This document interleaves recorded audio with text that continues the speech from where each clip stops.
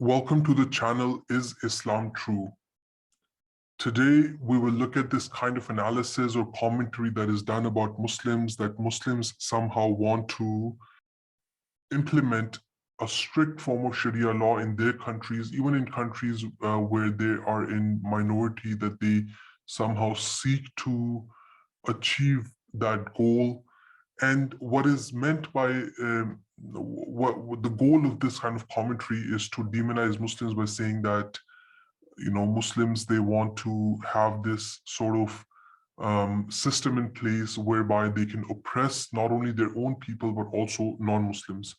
So, for example, we will look at this small clip from Ben Shapiro. Indonesia is the world's most populous Muslim country. It's got almost 205 million Muslims living there. According to one 2009 poll, it showed almost 50% of Indonesians actually support strict Sharia law, not just in Indonesia, but in a lot of countries, and 70% blame the United States, Israel, or somebody else for 9/11. So, you make that calculation, it's about 143 million people who are radicalized. You scared yet? We're just getting started. Okay, Egypt, 80 million Muslims. According to that same 2009 poll, it showed that 65% want strict Sharia law in every Islamic country, and almost 70% said that they had positive or mixed feelings about bin Laden.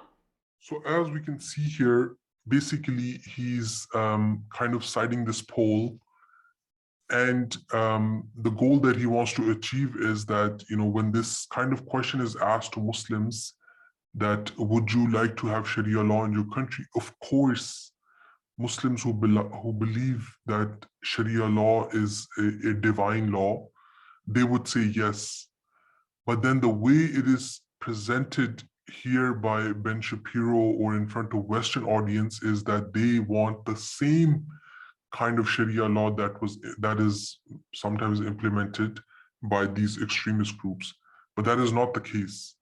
When Muslims, when they say that we want to have Sharia law, what they mean is that, in their mind, they don't have this image of Sharia law, which will brutalize and oppress and unjustly murder and, be violent against innocent people. And the reality is that this is also the teachings of Islam. For example, in chapter number 2, verse number 256 of the Holy Quran, which is the primary source of Islamic law, God says that La ikraha fi din, that there is no compulsion in religion. Let there be no compulsion in religion. So it is very clear that Muslims are not allowed to use force or compulsion for religious reasons.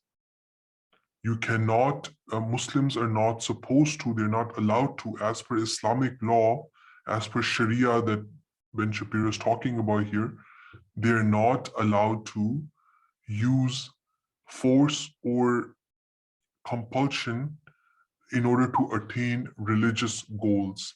Similarly, we see in another passage from the Holy Quran, chapter number 109, where it is mentioned about the disbelievers, people who are not Muslims.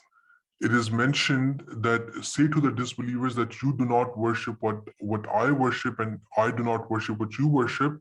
And at the end, the verse number 6, it concludes by saying, you have your way and I have my way.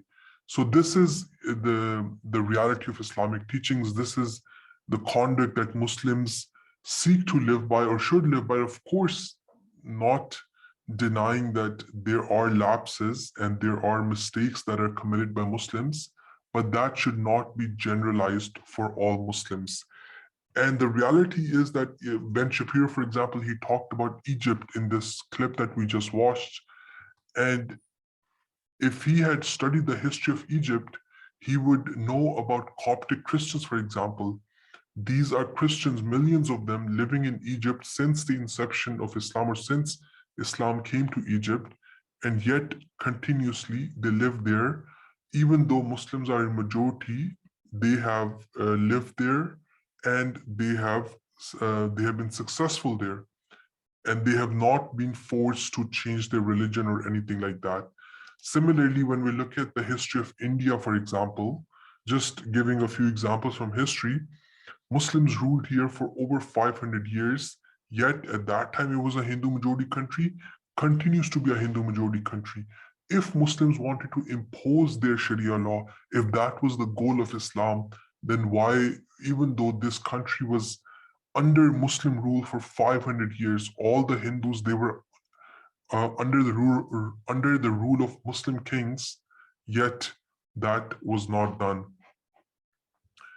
And even Ben Shapiro, who himself comes from the background, or his ancestry is that of Jews, if he was to study the history of his own community, he would realize, and if he was to compare how Jews were treated in the Muslim lands in the Middle Ages as compared to what was being done to them in the Western world, in Europe, for example, or in the Christian world, he would know that they were much more free, much more safe under the Muslim rule. And this is something that is widely accepted by the scholars of today.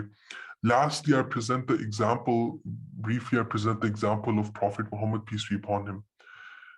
We can study the Charter of Medina in his life, where he had this treaty with the pagans, with the Jews, and between the Muslims. And the treaty was that everybody would live according to their own lifestyle, according to their own religion, but they would be one nation. So they would defend their country as one nation, they would defend their state as one nation, but within the state, they would have their own ways that they can live by. So these are just some examples by which we can see that Islam is not an oppressive kind of a system which seeks to